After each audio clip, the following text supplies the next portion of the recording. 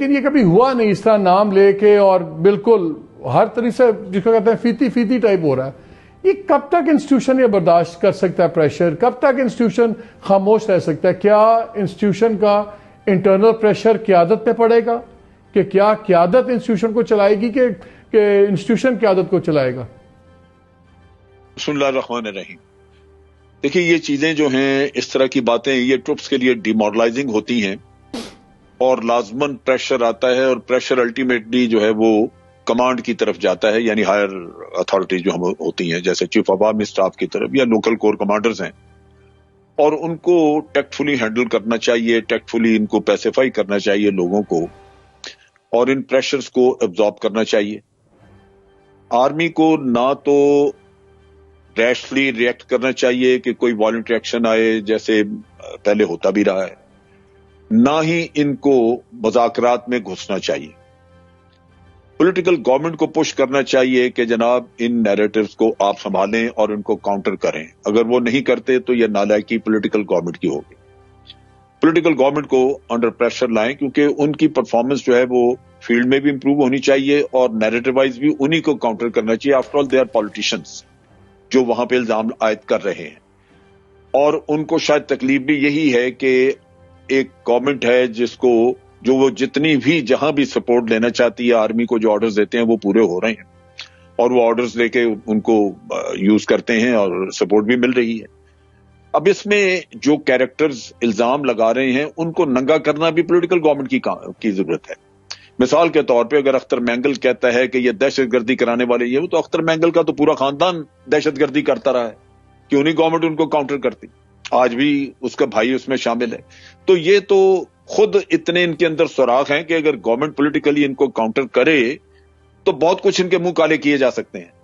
لیکن بات یہ ہے کہ یہ توقع کر رہے ہیں کہ شاید آرمی ریئیکٹ کرے. میرا نہیں خیال کہ آرمی اس دفعہ ریئیکٹ کرے گی, اور کرنا بھی نہیں چاہیے. اگر میں اس سچویشن کو دیکھوں تو میرے خیال میں آرمی کو کسی بھی صورت میں نہ ریئیکٹ کرنا چاہیے نہ مذاکرات کی طرف آنا چاہیے. ان کو ٹوٹلی لا تعلقی کہ جناب یہ پولیٹیکل گورنمنٹ کا کام ہے, اور پولیٹیکل گورنمنٹ کو پریشرائز کریں کہ جناب آپ ایکٹیو ہوں اور ان کے نیریٹو جو ہیں وہ کاؤنٹر کریں اور ان کو نگا کریں جو یہ بہت زیادہ بکواس کر رہے ہیں. ان کے بولنے میں ان کی الزام تراشی جو ہے یہ بڑی ڈینجرس ہے. جس آرمی کے لوگ آج بھی وہاں پہ جانے دے رہے ہیں ان پہ آپ کہیں کہ جی آپ ذمہ دار ہیں دہشت گردی کے اور آپ کرا رہے ہیں, جبکہ ذمہ دار یہ خود لوگ ہیں. یہ سرداروں کا کام ہے جو یہ وہاں پہ آج بھی پرابلم موجود ہے. اور ان کے جن کا مسنگ کہتے ہیں وہ انہی کی اپنی جیلوں میں پڑے ہوتے ہیں جو انہوں نے ہر اپنے علاقے میں اپنی خفیہ جیلیں رکھی ہوئی.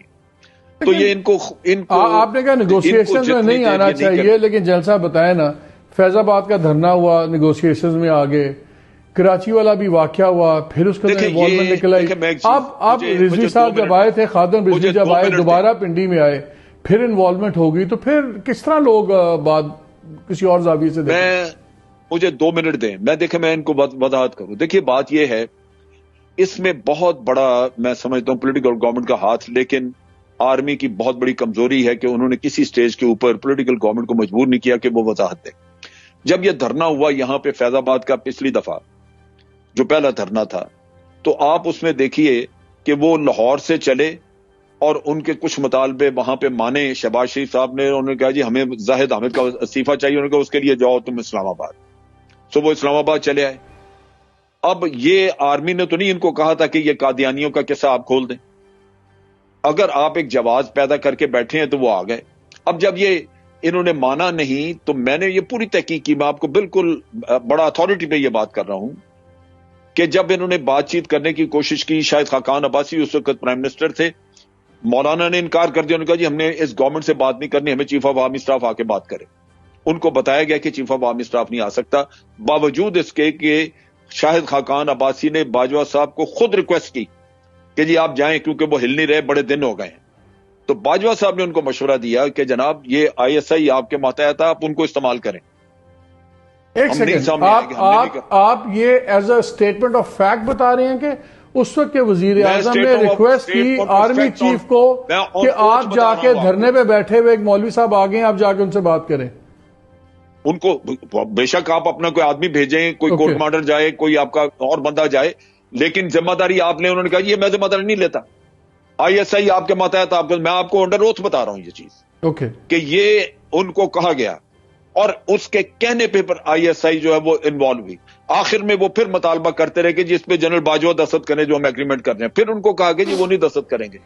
انہوں نے کہا جی گورنمنٹ اگر کرتی بھی ہے تو تب بھی ان کو بار بار کہا کہ آپ کا مطالبہ جو ہے یہ گورنمنٹ نے ہی پورا کرنا ہے, ہم نے نہیں کرنا.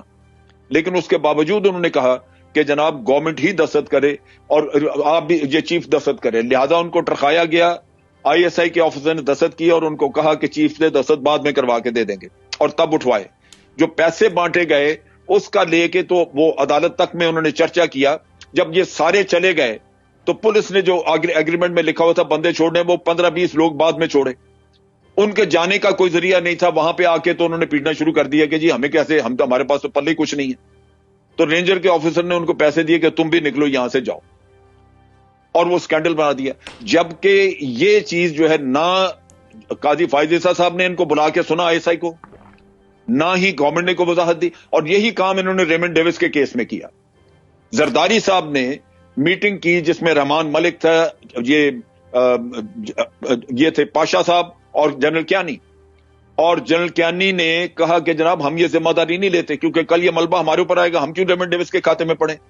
رحمان ملک وہ والنٹیئر تھا, لیکن زرداری صاحب نے منت کی کہ نہیں جناب, اور یہ حقانی لے کے آیا تھا, حسین حقانی یہ قصہ لے کے آیا تھا, اور انہوں نے کہا کہ جناب آپ کریں. تو اس پہ طے ہوا کہ زرداری صاحب بعد میں سٹیٹمنٹ دیں گے کہ ہم نے کروایا یہ, لیکن اینڈ پہ آ کے اس